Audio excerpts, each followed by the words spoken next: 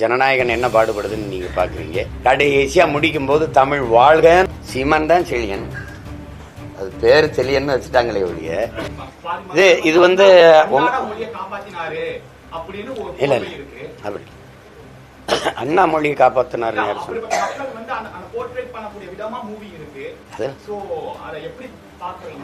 அதெல்லாம் இல்ல, அதெல்லாம் இல்ல. அந்த மொழி போரில் ஏற்பட்ட புரட்சியில் வந்து ஆட்சியை கைப்பற்றியது திராவிட முன்னேற்ற கழகம். உங்களுக்கு புரியுதுன்னு நினைக்கிறேன். அது எல்லாருக்கும் தெரியும். மொழி இன்ன தலைமுறைக்கு தமிழை பற்றி அவங்களுக்கு தமிழ் எழுத படிக்கவே தெரியாத பிள்ளைக்கு போய் அதை பேசிட்டு இருக்க வேண்டியதில்லை. கொஞ்சம் கொஞ்சம் அரசியல் புரிதல் இருக்கிற, கொஞ்சம் கொஞ்சம் மொழி மேல பற்று இருக்கிற பிள்ளைகளுக்கு இது தேடல் இருக்கும். தேடல் இருக்குன்னா அவன் வரலாறு எடுத்து படித்து தெரிஞ்சுக்கிடுவான். இது அப்படி கிடையாது, அப்படி கிடையாது. நீங்கள் வந்த பிறகு இங்கே என்ன நடக்குதுன்னா, மொழி போரில் ஏற்பட்ட புரட்சியில தான் இது வந்து அந்த கிளர்ச்சியில தான் திராவிட முன்னேற்ற கழகம் அந்த காங்கிரஸ் நீண்ட காலமாக ஆட்சியில் இருந்த அந்த கட்சியை வீழ்த்தி அதிகாரத்துக்கு வருது. அதுதான் வரலாற்று உண்மை. அதனால நீங்க அண்ணா தான் வந்து தமிழை காப்பாற்றினார்னு அப்படி சொல்றது, அது அது யாரும் அப்படி நினைக்கல. அப்படி ஒன்றும் படம் ஒன்றும் சொல்லலையே. அது சிலர் வந்து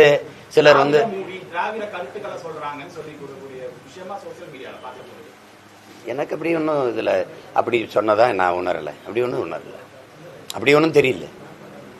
அண்ணா அந்தப்ப மொழி போரில் ஏற்பட்ட புரட்சிக்கு பிறகு முதலமைச்சராக வந்ததுனால அவர் தீர்மானம் போடுறதா வருது. அது முடிக்கிறாங்க காட்சி, அவ்வளவுதான். ஆமா, அவரு திராவிட கட்சிகள் அதனுடைய கோட்பாடு வந்து இருமொழி கொள்கையா இருக்கு. அதை நாங்க ஏமாற்றுன்னு நினைக்கிறோம். மும்மொழி கொள்கை வந்து மோசடின்னு நினைக்கிறோம். தமிழ் தேசியர்கள் நாங்கள் வந்து கொள்கை மொழி எங்களுக்கு மட்டும் இல்ல, தெலுங்கர்களுக்கு, கன்னடர்களுக்கு, மலையாளிக்கு, குஜராத்திக்கு, மராட்டியருக்கு எல்லாருக்குமே கொள்கை மொழி அவர் தாய்மொழியா தான் இருக்கணும். பயன்பாட்டு மொழி ஒரு தொடர்பு மொழியா ஒன்று இருக்கணும். கெடுவாய்ப்பா வெள்ளக்கார நம்மளை பன்னெடுங்காலமா ஆண்டுட்டான். பல நாடுகளில் அது தொடர்பு மொழியா இருக்கிறதுனால நம்ம ஆங்கிலத்தை வச்சுக்கொள்ளலாம், பயன்பாட்டு மொழியா வச்சுக்கலாம். மற்றபடி விரும்பினால் உலகில் எம்மொழியும் கற்கலாம். எங்கள் கோட்பாடு உலகில் எம்மொழியும் கற்போம் நாங்கள் வாழ, எம்மொழி தமிழ் கற்போம் எங்கள் இனம் வாழ. இது எங்கள் கோட்பாடு. உலகில் எல்லா மொழியும் கற்போம், எல்லா மொழியும் அது கற்போம். அது வந்து தேவைன்னா அவசியம்னா கற்றுக்கொள்ளலாம். அது ஒன்றும் தப்பு இல்லை. இப்போ பிரெஞ்சு படிக்கிற பள்ளிக்கூடங்கள் கற்றுக் கொடுக்குற பள்ளிக்கூடம் இல்லையா, ஸ்பானிஷ் கற்றுக் கொடுக்குற பள்ளிக்கூடம் இல்லையா, அது தேவைன்னா கற்றுக்கலாம். அதுதான். எல்லா மொழிகளின் மீதும் பற்றுக்கொள்ளுங்கள், நம் மொழியை எல்லா மொழிகளையும் கற்றுக்கொள்ளுங்கள், நம் உயிர் தமிழ் மீது பற்றுக்கொள்ளுங்கள். இதுதான் நாங்க சொல்ற மொழி கோட்பாடு. அதுல எங்களுக்கு ஒன்றும் குழப்பம் இல்லை. வேற ஏதாவது இல்ல.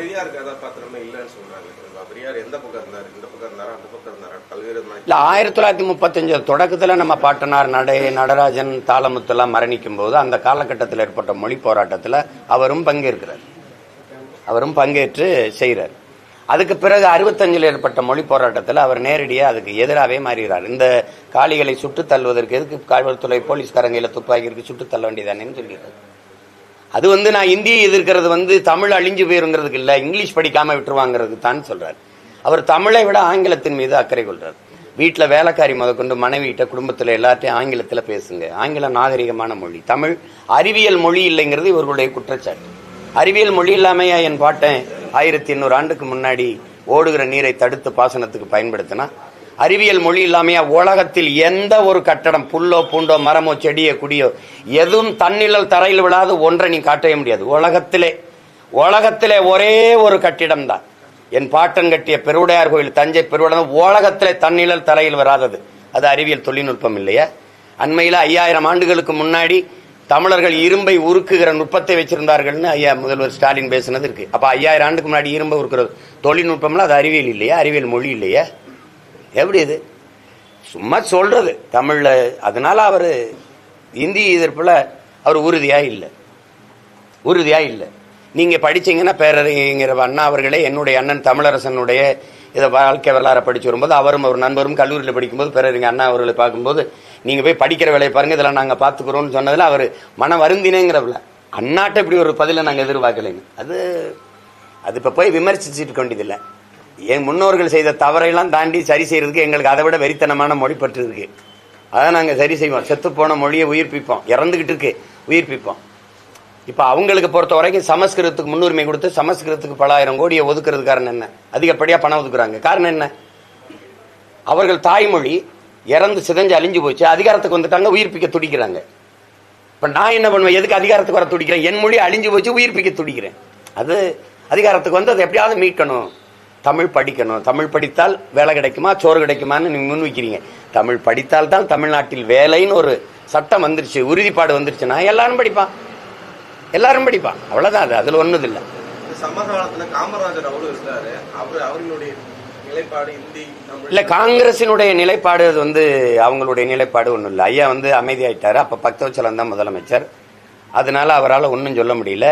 அது இந்தி இங்க வந்து அவங்க தான் செய்தித்துறை அமைச்சர், ப்ராட்காஸ்டிங் மினிஸ்டர் இருந்தாங்க நம்ம அம்மா இந்திரா காந்தி. அதில் அவங்க வந்து நான் என்ன இந்திரா காந்தி தானே அந்த துறை அமைச்சர், நான் பேசுறேன்னு சொல்லிட்டு சொல்லி பார்க்குறாங்க. அது ஒன்றும் எடுப்படல. பக்தவச்சலா அதை பெருசாக அதை கண்டுக்கல. அவங்கெல்லாம் உங்களுக்கு தெரியும், காங்கிரஸ்காரர்கள் வந்து காந்தியை விட இந்திய பற்றாளர்கள், உங்களுக்கு புரியுதுன்னு நினைக்கிறேன். அதனால அந்த பிரச்சனை அவங்களுக்கெல்லாம் அது ஒரு மொழியெல்லாம் தமிழ்லாம் என்ன தமிழ் அப்படின்னு நினைக்கக்கூடிய ஆளுங்க. அதனால ஒன்றும் இல்லை. ஏன்னா தமிழ்நாடுன்னு பேர் வைக்க சொல்லி நம்ம தாத்தா சங்கரலிங்கனார் 79 நாட்கள் போராடியதே இவங்க யாரும் கண்டுக்கலையே. இன்னொரு தாத்தன் ஜீவானந்தம் போய் ஆதரவு கொடுத்தது மாதிரி மற்ற யாருமே போய் அவருக்கு துணை நீக்கலையே. அப்ப அதெல்லாம் பேசி முன்னவர்களின் தவறை போய் விமர்சிச்சுட்டு இருக்கணும். நம்ம அந்த தவறை திருத்திக்கிட்டு சரி பண்ணி போகணும். படைப்பா இந்த படம் வந்து பராசக்தின்னு ஒரு படைப்பு வந்து நல்ல படம், படமா படம். ஆனால் அந்த மொழி உணர்வை வந்து மொழி போராட்டத்தை அப்படியே அது பதிவு செய்யல.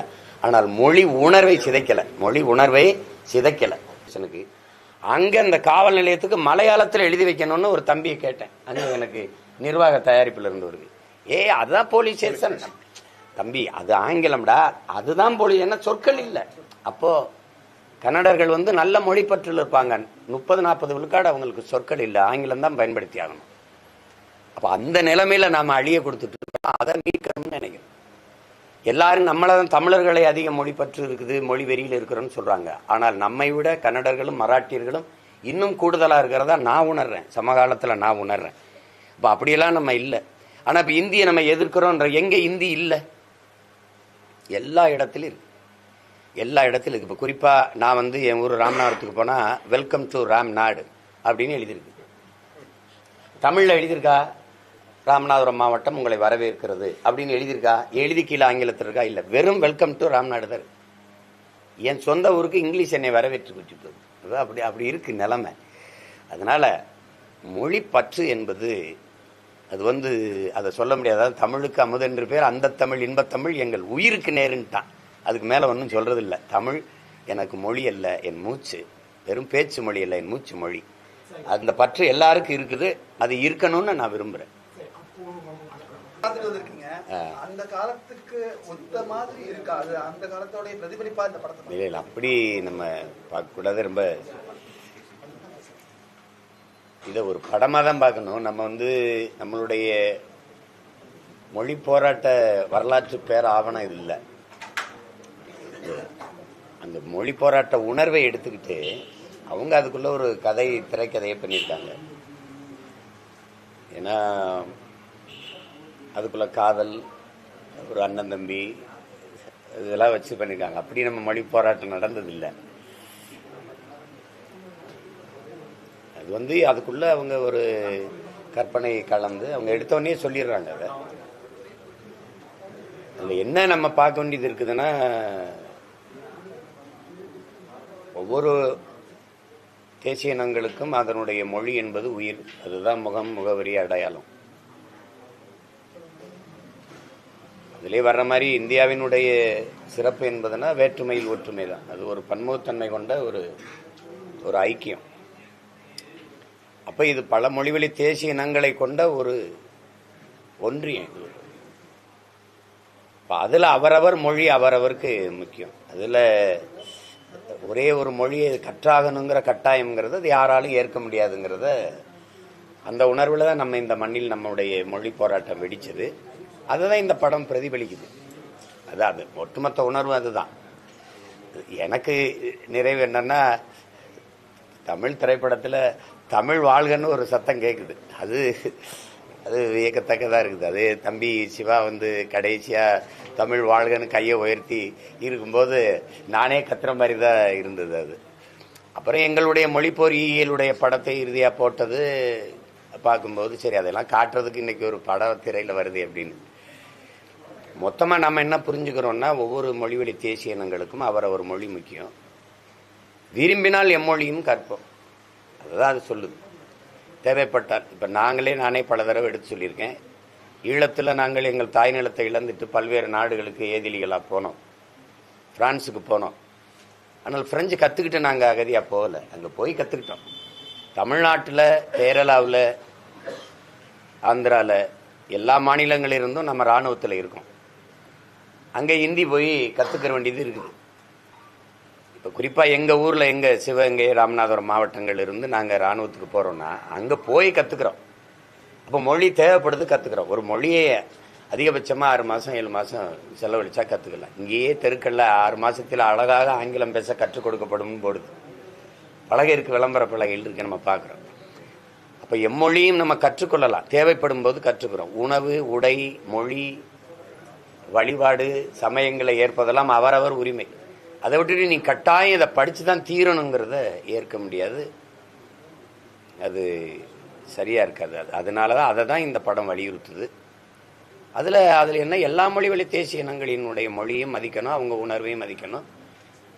வலுக்கட்டாயமாக ஒரு இந்தி திணிப்பை செய்யக்கூடாதுங்கிறத தான் கேரளாவிலேருந்து எதிர்ப்பு இருந்துச்சு, ஆந்திராவிலேருந்து இருந்துச்சு, வங்காளிலேருந்து எதிர்ப்பு இருந்துச்சுங்கிறத இந்த படம் சொல்லுது. அதை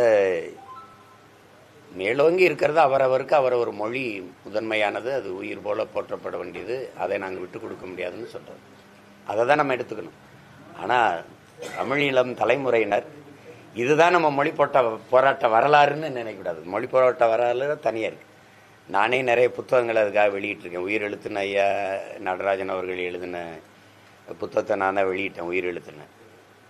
அதிலே கூட எங்கள் மாமா காமராசர், எங்கள் மாமா காளிமுத்து அவர்களுடைய பேரெல்லாம் விடுபட்டு போச்சு. அப்படி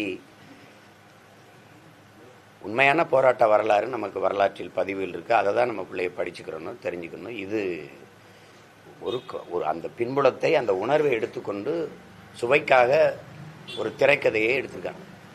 அதில் எடுத்த விதம், அந்த சொல்லிப்போன இது, நடித்த என்னோட தம்பி சிவகார்த்திகனுடைய பங்களிப்பு, தம்பி ஜெயம் ரவி எதிர்நாயகனாக நடித்த அவருடைய பங்களிப்பு, தம்பி அதர்வா, குறிப்பாக ஒளிப்பதிவு, அதில் மேலாக என்னுடைய அன்பு தம்பி ஜி பிரகாஷின் 100வது படம். ஒரு பின்னணி இசை பாடல்லாம் ரொம்ப நேர்த்தியாக இருந்தது. பின்னணி இசை ரொம்ப சிறப்பாக பண்ணி ஒத்துழைச்சி அந்த படத்தை தூக்கி நிறுத்தியிருக்காப்புல.